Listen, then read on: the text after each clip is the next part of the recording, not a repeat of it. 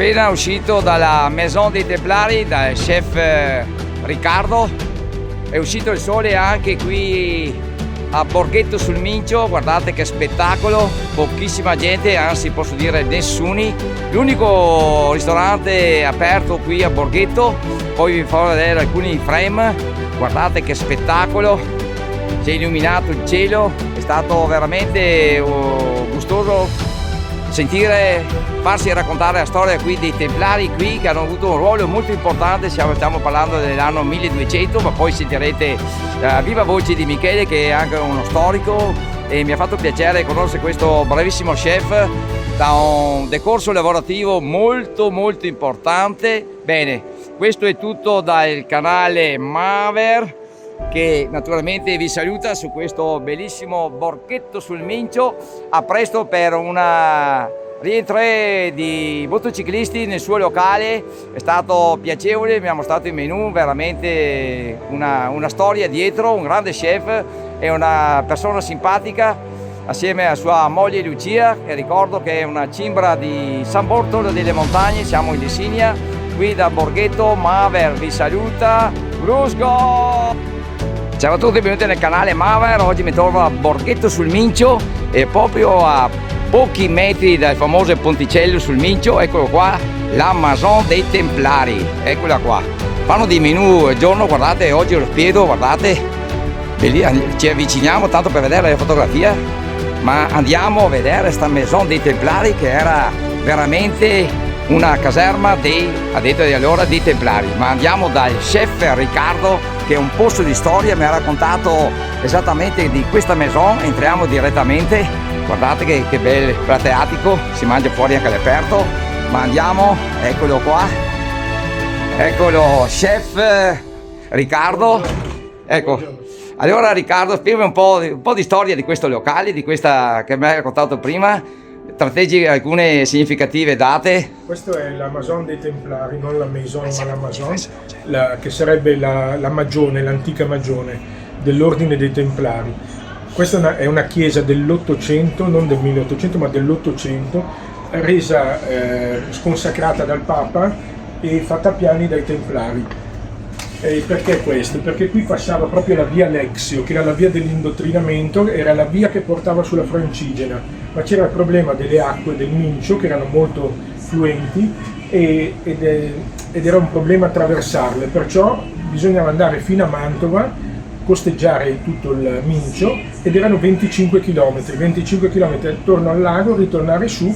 Il Papa ha voluto qua i Templari per questo motivo, per dividere appunto le acque con due canali sopra, e il terzo canale è quello che voi vedete qua, che si passa sopra il ponticello, che una volta era un guado che si passava con poca acqua alle caviglie, in modo tale che così i pellegrini potevano qui fermarsi a mangiare in questo locale, e vi faccio vedere l'oratorio, sì, perché una volta era chiamato oratorio dove si mangiava, mentre il refettorio venne dopo con i preti salesiani.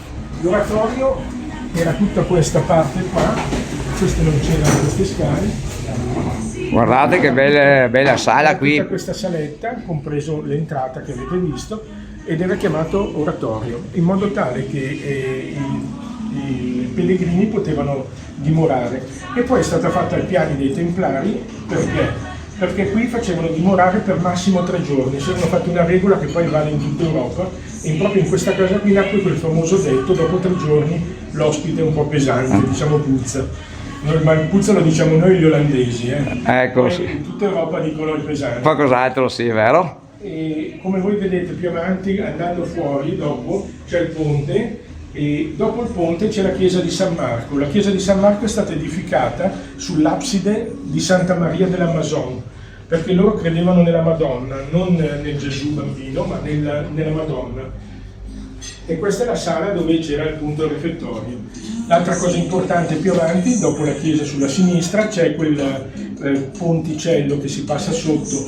In pratica quella torretta lì che è tutta mantenuta in piedi dal 1283, era il ponte levatoio dei Templari. E niente, questa è tutta la storia, e i mulini furono fatti proprio dai Templari. Perfetto, ci ha raccontato un piccolo spicchio della sua ampia cultura storica del locale. Andiamo a vedere anche l'altra sala. Perfetto, E fate conto che la via Lexio, la via dell'indottrinamento, ha dato i natali a Valeggio, via Lexio Valeggio, che passava di qua. L'altra sala Che portava sulla via Francigena, mi dicevi prima? Per andare in Terra Santa, Santa. O andavano fino a Gerusalemme o andavano a Compostela o a Roma, a secondo come erano, perché dopo non c'erano solo le vie francigene ma andavano sulle altre romee, sulle vie romee. Andiamo a vedere l'altra sala. Qua c'è la cucina. Perfetto. Andiamo a vedere, è un locale molto storico, avete visto. In che data è che possiamo fissare il periodo storico di questa maison? Questa maison allora la chiesa era dell'800, ma i templari sono venuti qua nel 1283.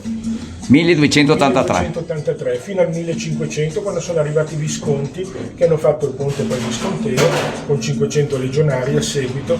Loro invece erano un pugno di persone che difendevano in pratica i pellegrini che andavano in Terra Santa. Vedete quanta storia in questo locale, ma c'è anche, oltre che un appassionato storico, vivente diciamo, adesso ci farà anche vedere e profumare il suo ampio menù di questo maison dei Templari. Allora noi facciamo, partiamo da una cosa molto semplice, partiamo in pratica tutto ciò che prepariamo, le preparazioni fatte con la pasta partono tutte da uova pastorizzate, perciò non abbiamo problemi proprio per nessun tipo di, basta fare un procedimento che è un po' più lungo, però si ottengono noi facciamo non so, tagliatelle fatte in casa, tortellini che sono proprio di Valeggio, i tortellini di Valeggio che sono chiamati il Nord d'Amore, e anche qui c'è dietro una storia anche di questo. E poi ci sono i tortelloni che facciamo noi sempre con antiche ricette, e qui parliamo di ricette del 500 perché prima non siamo mai riusciti a trovarle scritte, e si tramandano solo, tipo la belsamella di Pellegrino Ortusi dopo eccetera. Noi partiamo con la carne, che prendiamo la carne solo dall'Irlanda, prendiamo solo filetto e controfiletto dall'Irlanda, dove non hanno mai usato il glifosato, perché in pratica è una terra che non ha mai usato il glifosato, perciò sono dei disserbanti che la carne è purissima ed è molto, molto valida, molto digeribile. E poi facciamo dei menù, li presentiamo noi dei menù, magari se vuole li facciamo. Andiamo a dare un'occhiata, andiamo fuori perché abbiamo più luce, sì, perfettamente. Guardate. Facciamo uno spiedo, noi facciamo uno spiedo alla bresciana, che in pratica lo spiedo alla bresciana lo facciamo ogni giorno ed è un po' lungo il procedimento, poi lo serviamo con una polenta taragna, chiamata polenta uncia perché la mettiamo col burro. Il burro lo prendiamo dalla zona della Normandia, che è il miglior burro. Fate conto che in quella zona lì fanno il burro e con quello che rimane fanno un formaggio. Noi facciamo il formaggio e con quello che rimane facciamo il burro. C'è una bella differenza e ha un sapore diverso sia la carne che i tortellini che tutto. E niente, questo è facciamo dei menù che sono alla fin fine presi sempre dal menù templare. Andiamo a vedere qui, facciamo una piccola carrellata. Menù di Black Angus sempre, qui perché la carne è dall'Irlanda, parliamo sempre del Black Angus. Vedete anche il listino prezzi, quindi non state per spaventarvi. Sono menù già completi. Perfetto, guardate, questo è il menù dello spiedo, quindi dateci pure un'occhiata per un vostro appuntamento in questo locale storico dal chef Riccardo, che ha dei trascorsi lavorativi, mi diceva prima, importanti comunque, no? Sì, me lo puoi dire? Ero lo chef di Alto Palato con Gualtiero Marchesi, che lui faceva la scuola di cucina in quel periodo. Noi rifacevamo le vecchie ricette, le vecchie cene del 500 e le cene che faceva Leonardo da Vinci in pratica quando invitò Isabella d'Aragona in Italia, e infatti abitò poi a Milano. E ho fatto il Biffi in galleria, lo chef del Biffi per 3 anni in galleria. Fate conto che il Biffi è il ristorante più storico d'Italia, e ero lo chef privato di Casa Gucci, di Maurizio e Patrizia Gucci, con Allegra e Alessandra, le figlie, e ho aperto il primo ristorante gastronomico a Lyon in Francia. Ho fatto tante collaborazioni anche con la fiera allora non si sapeva che la fiera della moda era così importante. Io avevo in mano la gestione della fiera della moda come cucina, ecco. È stato un bel Immagino. Quindi intanto diciamo che il locale è stato oggi giovedì. Oggi è giovedì, quando abbiamo? 30? Oggi sì, è il 30. Oggi è 30 di gennaio, è l'unico locale aperto in tutto Borghetto, questo devo dirlo, quindi devo ringraziare che se c'era qualcuno in giro era l'unico locale e pescava molto bene, perché ho visto un bel signore che ha una bella storia sulle spalle, lavorativa. Penso anche di famiglia sicuramente, visto la sua dialettica importante, una cultura che ci ha dato, mi ha infarinato un attimo e mi ha molto incuriosito. Infatti sono entrato qui per vedere per un prossimo mio impegno di gite in moto, e quindi ho trovato il locale adatto. Abbiamo il parcheggio proprio di fronte al locale, andiamo anche a vederlo, quello qua. Di fronte al locale? Sì, quindi andiamo vedete, possiamo mettere le moto qui. Quindi non c'è nessun problema di parcheggio, siamo proprio sulle rive del Mincio, eccolo qua, vedetelo, c'è le moto e c'è tutto il parcheggio. Si può usare anche la parte lungo dove ci sono le panchine lungo il fiume. Eccolo qua, adesso dobbiamo concludere e ringrazio il chef Riccardo che ha una moglie cimbra, quindi la devo ricordare, cimbra dei Lessini, esattamente da San Bordo delle Montagne, il famoso paesino dei Trombini che tanti conosceranno.